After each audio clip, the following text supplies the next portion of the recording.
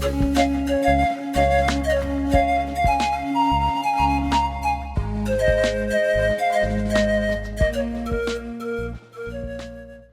you hear that the Isimba Dam will collapse any time? Is it fear-mongering or a genuine warning? Forget the speculation. Let's look at the engineering. Imagine a wall of water 20 meters high, the height of a 6-story building, moving at 50 kilometers an hour. It doesn't just flood, it erases villages. So today, we ask a terrible direct question. What would happen if a dam on the Nile failed? And more importantly, how do we stop it from happening?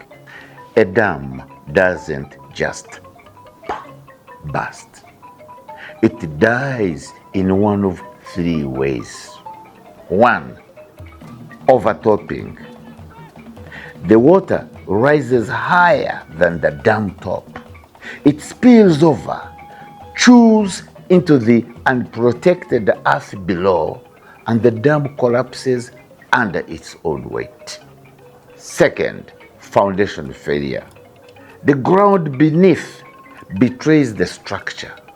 Poor geology or unseen faults cause the earth to move, and the dam breaks apart. 3rd, the silent killer, piping. Engineers call it internal erosion. Water seeps through a tiny undetected crack inside the dam. It carries away soil particle by particle, hollowing out the structure from within until the pressure becomes too great and it collapses without a warning. If Isimba failed, the immediate death toll would be in the thousands. But the true horror is in the ripple effect. The massive wave of water doesn't stop. It becomes a battering ram, surging downstream to strike the next dam and the next and the next. A cascade of failures. One neglected dam can take down an entire river system. This isn't hypothetical. This has happened elsewhere, and it will happen again unless we understand that the collapse is not the beginning of the story, it is the end. A dam is a living project. It requires discipline at every stage. Planning. Was the feasibility study honest or just a rubber stamp to secure a loan? Garbage in, garbage out. Design, where geotechnical survey is thorough. One flaw in the drawings now means a fracture decades later. Construction, was the supervision strict, or did we sacrifice scope, quality, cost, or time to please anyone? Spare the road, spoil the dam. Operations, this is where vigilance dies.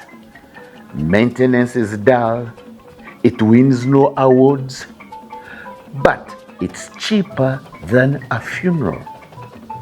Clearing a drain today prevents a collapse tomorrow. So how do we stop the collapse? We stop relying on panic headlines and start relying on value for money audits. Not just financial checks. We ask the 4 E's. Effectiveness. Is the dam actually doing what it was built to do? Efficiency. Was it built with professional standards? Economy. Did we spend money wisely in accordance with professional practice, or was it inflated? Equity. Are the risks fair for the people living downstream and the taxpayers? Let us stop waiting for the next warning sign to become the next tragedy. For Voice in the Wilderness, bringing you from warning to wisdom, I am Engineer Hans JWB Mwesigwa, a past president and a fellow of the Uganda Institution of Professional Engineers, a former member of the Engineers Registration Board, a project management and skilling expert. I thank you.